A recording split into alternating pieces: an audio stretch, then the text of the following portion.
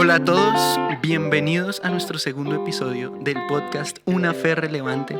La semana pasada estuvimos hablando de Dios y el sufrimiento y esta semana le estaremos dando la vuelta a la moneda y hablaremos de la felicidad. ¿Cómo se relaciona Dios con la felicidad? Así que Exacto. Pipe, cuéntanos un poquito cómo se relaciona Dios con la felicidad. Bueno, antes de todo, saludarte, decirte hola, Claro, Juan. hola. Y segundo que todo, decirte que tenemos la misma voz. Es cierto. ¿Te acuerdas? Que Sí, teníamos... todo el mundo dice es que me escribía. Y no podemos dejar pasar esta oportunidad para reconocerlo y apropiarnos de esa realidad. Sí. Está bien, no importa, Ni disfrútenlo. modo. El problema de la infelicidad en las personas y cómo se relaciona Dios con la felicidad. ¿Por qué es importante este tema hoy? Porque mucha gente, y lo más chistoso es que tanto creyentes como no creyentes, ven este tema como, por ejemplo, el niño que C.S. Lewis dice en el libro que le preguntan ¿quién es Dios? Y el niño responde, Dios es como una persona que está espiando cuando la gente se está divirtiendo para interrumpirlos de inmediato. Pienso que eso es todo lo contrario a lo que Dios realmente es y lo que representa, pero tristemente uno ve que mucha gente fuera y dentro de los círculos creyentes y no creyentes piensan así. Y la razón, pues vamos a estudiarla un poquito hoy, repito, este no es un episodio que hable de la fórmula mágica de la felicidad, porque creo que nadie la tiene, pero vamos a ver qué tiene que ver, por qué es tan importante hablar entre la relación de Dios y qué relación tiene con la satisfacción, con la felicidad, con la plenitud, porque tiene todo que ver. Yo creo que la felicidad es algo que todos buscamos, ¿no? En nuestra sociedad es algo que constantemente anhelamos y ahora en este tiempo de quietud, de cuarentena, nos encontramos desmotivados o tristes y pues sin la verdadera felicidad. Entonces mi pregunta es, ¿cuál es el problema en nosotros? Ahora que podemos ser tan autocríticos de nosotros mismos, ¿cuál es el problema en nuestra sociedad en el momento de buscar la verdadera felicidad? Ok, y como tú decías, especialmente en medio de una cuarentena, donde nos vemos golpeados en la cara con la realidad que vivimos y con el hecho de si estamos o no satisfechos. Y naturalmente, pues ahorita cuando uno lee las noticias va a haber muchos titulares hablando del incremento de la ansiedad, el incremento de la violencia intrafamiliar, el incremento de esto y de lo otro. Y la razón es porque hay un problema que como sociedad nos hemos negado a mirar como realmente es. Entonces, básicamente, el tema en la sociedad de la felicidad es un tema que todo el mundo conoce y no solamente felicidad como emoción, sino satisfacción en general, como plenitud. Vamos a hablarlo como plenitud, como este factor X que hace que la vida valga la pena vivirse, esto que vale la pena que yo me levante el lunes en la mañana porque voy a perseguir esto y esto. Y hay muchos sustitutos que dan un placer temporal, momentáneo, y que nos desvían un poquito del problema de raíz, pero ahorita en esta cuarentena es como imposible desviarse de ese tema. Es más, como venimos diciendo, nos golpea en la cara el tema. Ahora, ¿cuál es el problema? El problema empieza cuando vemos las fuentes de felicidad que tenemos en nuestra sociedad o las fuentes de plenitud. La Biblia constantemente aborda este tema de plenitud, de felicidad, de gozo, constantemente como algo natural. Y este es el primer mito que vamos a quitar hoy, que la Biblia habla acerca de reprimir. La Biblia no habla acerca de reprimir. De hecho, el argumento general de la Biblia no es que queremos mucho y somos demasiado, que pedimos mucho, sino el tema general de la Biblia es que sin darnos cuenta nos conformamos con muy poco. Wow. Y creo que ese es el tema de la sociedad hoy y durante toda la historia, que reconocemos que hay algo más, no sabemos qué es, lo tratamos como si fuera algo temporal o no tan importante, o de pronto lo tratamos como algo, no sé, como un yo no sé qué, un factor X, no sé cómo explicarlo, pero lo buscamos constantemente en todo aquello que nos falla constantemente. ¿Dónde es que la gente busca su felicidad? Voy a dar varios ejemplos de cómo estas cosas nos fallan una y otra vez en realmente darnos la plenitud y cómo la Biblia nos dice que nos conformamos con muy poco. Por ejemplo, si una persona invierte, y esto tiene mucho que ver con el valor intrínseco del ser humano, con la dignidad de una persona. Si una persona invierte su vida en conseguir dinero, todo el tiempo va a reducir el valor de su vida a cuánto dinero tiene en su cuenta bancaria. Y creo que si tú le preguntas a una persona cuánto vale su vida y si puedes comprar a una persona por $1.000.000, la mayoría de personas racionales dirían, no, mi vida vale más que cualquier suma que una persona podría pagar. Pero entonces la mayoría de personas también se ven con esta lucha de, no sé, si pongo mi confianza en una relación sentimental, ¿y qué pasa cuando la persona en la que puso su corazón, su esperanza, su ilusión, su plenitud le falla? Es como que el mundo se derrumba y como que viene esta devastación y sean lo que sea que lo pongamos, es como que la plenitud de una vida está muy relacionada con la identidad de una persona, con qué es lo que identifica a esa persona. El valor intrínseco de una persona va mucho más allá de las cosas en las que muchas veces confiamos nuestras mayores esperanzas y nuestra mayor felicidad y plenitud. Entonces, ¿cuál es el problema? Que estamos buscando constantemente un algo que nos satisfaga y nos dé seguridad, y todas las cosas en las que confiamos nos fallan. Entonces, voy a dar otros ejemplos.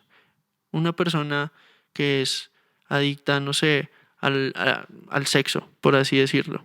Una persona que constantemente va al sexo para encontrar su plenitud siempre va a estar menos satisfecha cada vez que está más esclavizada por una adicción o a la pornografía o a la inmoralidad o a la promiscuidad. Entonces no se trata simplemente de portarme bien o mal, sino se trata de dónde encuentro mi plenitud. Y la Biblia traza este tema relacionando aquello en lo que una persona encuentra su plenitud con la adoración.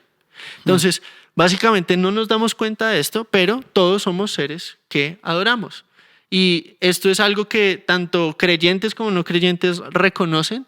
De hecho, un novelista famoso, David Wallace, en el 2005 dio un discurso a una universidad. Él siendo ateo dijo, todos adoran algo. Entonces, si lo que adoras no tiene algún tipo de trascendencia o no va más allá de este mundo, te va a comer vivo. Y empezaba a dar ejemplos. Decía, si adoras la belleza, siempre te vas a sentir horrible. Si adoras tu intelecto, siempre vas a sentir que eres una farsa, que en cualquier momento te van a descubrir y que eres un ignorante. Si adoras, no sé, el otro ejemplo que daba era el poder. Siempre vas a necesitar más. En esencia, lo que adores te va a comer vivo y es confrontante cuando uno ve que él mismo, sin creer en Dios, sin creer en lo trascendental que él decía que era necesario para la máquina humana, pues termina cometiendo suicidio, termina suicidándose y terminando su propia vida por X o Y razón, pero es confrontante ver cómo esto es un problema real, ¿no? Entonces, tú pones a una persona en su casa sola o con su familia y se incrementa esta ansiedad de ver, tengo lo que quiero y esa es la tragedia mayor. Sí. No me satisface. Y eso es como el encontronazo o el estrellón más fuerte que una persona puede tener. Es decir, tengo todo lo que quiero y aún así estoy insatisfecho. Y hace 8 días hablábamos de Eclesiastés. Eclesiastés es un increíble libro tanto para el sufrimiento como para el placer, tanto como para la felicidad y lo que causa poner nuestra mayor plenitud o nuestra adoración, vamos a decirle mayor plenitud o satisfacción, vamos a comprimirlo en la palabra adoración. ¿Y qué pasa cuando adoramos ese tipo de cosas como dinero, fama, poder, riquezas, sexo, placeres de lo que tú Todo. quieras, no sé, videojuegos, ¿no? Ahora Puede ser. Uy, sí, mucho. eso es famoso. Y dentro de las personas grandes, no sé, éxito laboral, dentro de las personas medianas, éxito social, yo qué sé. Pero en el caso del predicador, que es el que narra la historia de Eclesiastés, él constantemente va a este tema de vanidad. Es decir, la vanidad es esto que se ve lindo, pero por dentro es vacío. Es esto que me promete mucho, pero al final no cumple. Entonces, ¿qué es lo que pasa? ¿Cuál es la consecuencia ¿Y qué es la desilusión que uno ve una y otra vez? Porque realmente estamos en un mundo desilusionado. Desilusionado aún con la religión, desilusionado con la búsqueda de placer, de la felicidad. ¿Pero por qué? Porque pusieron su confianza en algo para lo cual su corazón no está diseñado. Mm. Pusieron su adoración en algo que es temporal cuando hay un anhelo de algo que dure, ¿no? Wow, sí. Y ese es como el meollo del asunto. Todos queremos que esto que nos trae satisfacción no nos falle. Y la desilusión es poner mi esperanza en algo que después me falla. Eso es la desilusión y eso es la desesperanza que causa el hecho de que tengo un corazón que anhela algo trascendente, algo que no me falle y ¡pum!, me falla. Y esto uno lo ve, repito, en creyentes y no creyentes. Y los resultados son dos. Yo lo veo en dos caminos. Uno es la amargura. Cuando una persona constantemente insiste en poner su esperanza o su adoración en cosas temporales, va a estar amargada porque siempre va a querer más. Siempre va a pensar que si hubiera tenido algo mejor de esto o de lo otro, sería realmente feliz. Entonces uno va a una persona que pone su esperanza en su trabajo, no sé, en su carrera y dice, si hubiera tenido este trabajo, si hubiera tenido la oportunidad que Pepito tuvo, entonces sería realmente feliz. Entonces la gente dice, si yo tuviera la cuenta bancaria, ¿no?, que tenía X o Y, yo también sería feliz. Pero cuando uno va a esta persona con una cuenta bancaria inflada, se da cuenta de que realmente no es tan feliz como debería ser. Y yo sé que todos los que nos escuchan, que tú, que yo hemos escuchado la clásica historia de Hollywood, ¿no? De la persona que Claro. tiene todo y sigue triste, que está insatisfecha y uno dice, ¿cómo puede ser? Y es porque... Es como la historia, ¿no? Del rey Midas en la mitología griega, Ajá. como que todo lo que él tocaba, él soñaba con que todo lo que tocara se convirtiera en oro, pero después terminó desesperado de su propio poder, por así decirlo. Lo alcanzó, tuvo su logro, pero después ya no podía disfrutar nada en la vida porque todo lo que tocaba se convertía en oro y Exacto, se volvió entonces, loco. y eso que nos dice que a veces la peor cosa que le podría pasar a alguien es que se cumpla lo que desea en su corazón porque simplemente lo va a estrellar con el hecho de que no es lo que lo va a satisfacer. Entonces, esa es una opción, la amargura de siempre saber, pude haber tenido otra cosa. Y la otra opción es la opción que muchas religiones orientales y que los estoicos de los que hablamos la semana pasada asumen y es desencantamiento. Es decir, no me voy a pegar a las cosas, no voy a permitir que mi corazón se apegue a nada. Y ese enfriamiento es como básicamente, por lo general es más común en la gente que ha vivido más años, no es tan común en los jóvenes que por lo general uno ve mucho, yo hablo mucho con jóvenes que creen que lo que deciden no tiene consecuencias y hablo mucho con personas mayores que saben que ya se tienen que resignar a la vida que están viviendo. Y esa es como la tragedia del ser humano. Vanidad de vanidades. Todo es vanidad.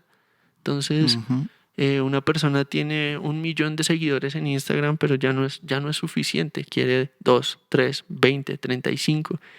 Y su vida empieza a convertirse en cómo puedo tener más Se aprobación. vuelve insaciable, ¿no? Exacto, y es como el dinero, como cualquier cosa. ¿Cómo voy a tener más adulación de otros, más poder, más dinero, etcétera, etcétera? Y es como que idealizamos este tipo de cosas y aún sabiendo en el fondo que no nos van a satisfacer. Entonces tenemos dos resultados naturales. La amargura del resentimiento, esto de echarle la culpa a los demás por mis propios, no sé, heridas, por mis propias decepciones. y el desencantamiento o la separación de decir yo no voy a dejar que nada me afecte. Al final del día, eso que yo creía que era súper alcanzable y ese significado y esa esperanza no eran más que romanticismos de niño. Ujú. No es así. Y ahí es donde entramos a la tercera manera de ver las cosas o a una opción alternativa. Pero esa opción alternativa implica que nosotros pues reconozcamos la realidad de que sí tenemos este anhelo por más. Sí tenemos un anhelo por una felicidad real, ¿no? Entonces, como que la pregunta que seguiría Sería, es, pues, ¿no? Digo, ajá, sí, ¿cómo la encontramos, no? ¿Cómo encontramos esa felicidad? Ya sabemos cuál es el problema. ujú, Ahora, ¿cuál es la solución a este problema? exactamente. Entonces, vamos a empezar a solucionar el problema desde la perspectiva bíblica, reconociendo la realidad de que es natural que todos tengamos este anhelo Ujú. de algo más, que no es una solución práctica o saludable simplemente suprimirlo, sino que cuando, por ejemplo, vemos la perspectiva bíblica del asunto es, el problema es que hemos estado buscando en los lugares incorrectos, tanto en el desestimar y decir, no, es que no tienen nada de trascendental, no voy a buscar nada fuera de este mundo porque realmente no hay nada que buscar, no me voy a pegar a nada y el corazón se va enfriando y se va endureciendo y se va volviendo cínico y se va volviendo arrogante hacia las otras personas y aún así sigue teniendo la misma necesidad. Pero lo que la vida cristiana sugiere es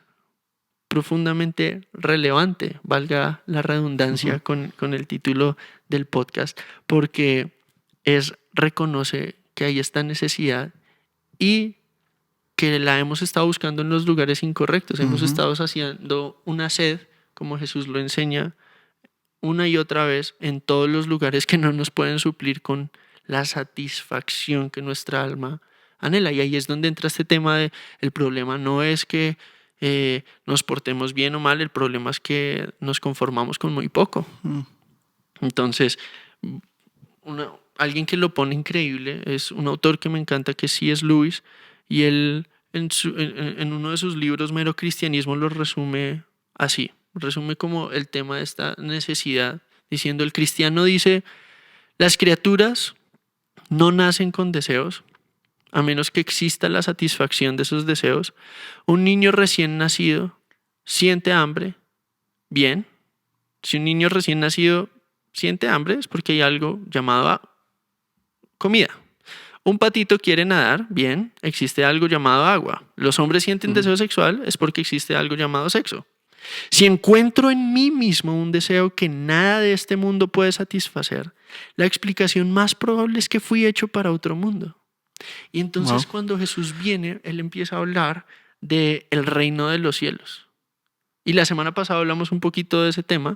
No vamos a ahondar mucho de eso, pero el reino de los cielos se ha acercado, lo definimos como las cosas como deberían ser, empezaron, ¿no? Ujú. Claro. Y una de esas cosas es, él dijo, y este era el ethos de Jesús, básicamente su manera de que pudiéramos aprender a ver la vida era, no trabajen por las cosas que se acaban. Es decir, su cuerpo es más que lo que se ponen. Y ese es un mensaje profundamente relevante para esta generación. Su cuerpo vale más que las cosas con las que se visten. Ujú. Ujú. Y su vida es más que la comida superficial. No es a qué restaurantes van lo que los define o lo que asienta su valor. No es su círculo social lo que define su valor. No es el aplauso de una persona lo que define que su vida sea Mm. importante o no. Es estar en paz y poder tener un amor y ser saciados de una plenitud que este mundo no me puede quitar. Qué increíble poder tener algo que pase lo que pase, no voy a poder perder. Muy. Wow. Y eso fue lo que vino a hacer Jesús. Primero mostrarnos esta realidad. Han estado buscando y se lo mostró, por ejemplo, a la mujer samaritana. Tú has estado buscando esto está en Juan capítulo 4, y en Juan capítulo 4 es un encuentro donde Jesús rompe todos los paradigmas sociales y habla con una mujer y la mujer le dice, ¿tú por qué me pides agua? Y Jesús le responde, si tú supieras quién es el que te dice dame de beber, tú le pedirías y él te daría agua viva. Y entonces empieza a desarrollarse la conversación y ella le dice, dame de esta agua. Y Jesús le dice, ven, trae a tu marido. Y ella le dice, no, no tengo marido. Y Jesús le dice, claro, porque has tenido 5 esposos y con el que ahora estás no es tu esposo. Y ella queda profundamente confrontada porque lo primero que Jesús hace es mostrarle dónde lo ha buscado, dónde ha buscado la satisfacción. Y ha buscado la satisfacción en hombres que le han fallado o que ella les ha fallado, sea como sea la situación, no ha llenado su corazón, pero sigue intentando lo mismo. Y volvemos a lo de se conforma con muy poco. Exacto, y ella estaba resignada a que eso era todo lo que la vida tenía que ofrecer. Y eso no es todo lo que la vida tiene que ofrecer, porque cuando Jesús vino, dijo, ese deseo, ese factor X que ustedes buscan es un anhelo que algo que va más allá de este mundo y solo alguien que va más allá de este mundo puede satisfacer porque también es un anhelo profundamente relacional. Entonces, cuando yo tengo el amor del Dios vivo en mi corazón, yo no necesito pretender, porque no es algo que yo me gané, no es algo que yo me puedo ganar con buen comportamiento, no es algo que yo me puedo ganar con buenas obras. Entonces, ¿cómo lo recibo? Lo recibo a través de lo que alguien hizo por mí. Ese Dios se hizo hombre. La Biblia lo explica de la siguiente manera.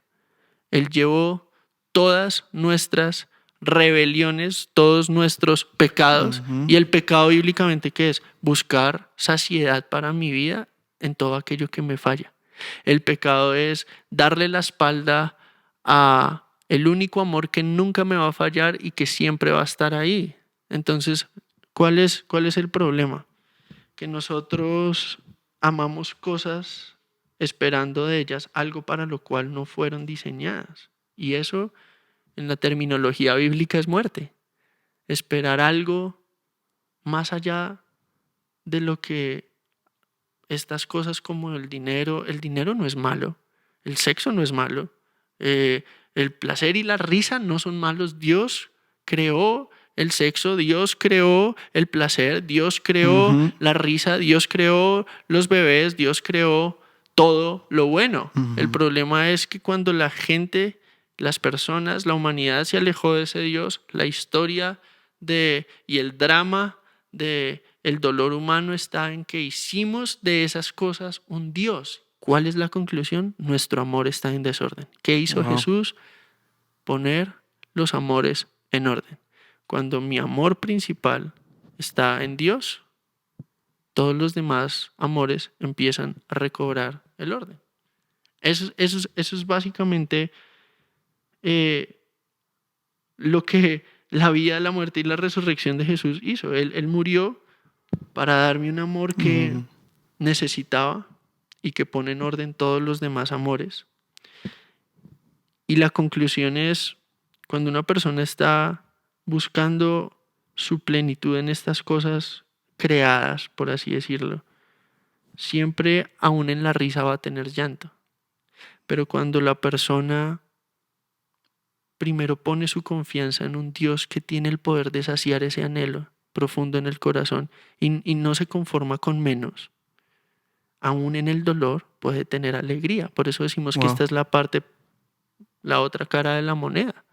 Que aún en un confinamiento de 40 días mi vida tiene significado porque el significado de mi vida no depende de la aprobación de las personas, del aplauso de otros, de una relación, de esto, de lo otro, sino que depende absolutamente de la aceptación del Creador que Jesús ganó cuando murió por mí. Esa aceptación es un abrazo profundo que se manifiesta en el momento en el que una persona pone su confianza en Dios. Puede tener esta paz de, aunque no sea suficiente para el mundo, cuando yo estaba muerto, poniendo mi amor en todas estas cosas que me fallan, Dios dio su vida por mí. ¿Qué tipo de dignidad da eso? ¿Qué tipo de valor da eso? Dios se convirtió en el alimento que nosotros necesitábamos para tener vida a través pues, de su ministerio, muerte y resurrección. Qué increíble fue oír esto y espero que todos los que estén oyendo en sus casas, más les vale que lo estén oyendo en casa, no mentiras, pero Quédate en casa. quédate en casa, no, Sí pero, puedes. pero de verdad que esto los haya puesto a pensar, los haya puesto a reflexionar y pues los invitamos a que cada semana sigan oyendo este podcast, oyendo los diferentes temas y asimismo invitarlos a que nos escriban al correo unaferrelevante@gmail.com para que ustedes también puedan participar, ser parte de este podcast con preguntas que tal vez ustedes se hacen en este tiempo, preguntas que ustedes han tenido por mucho tiempo, que esperamos, como decimos al comienzo de todos los podcasts, no con una fórmula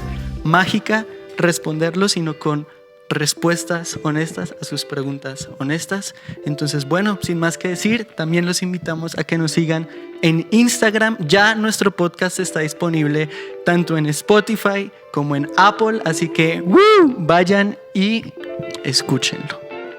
Buen día y hasta la próxima.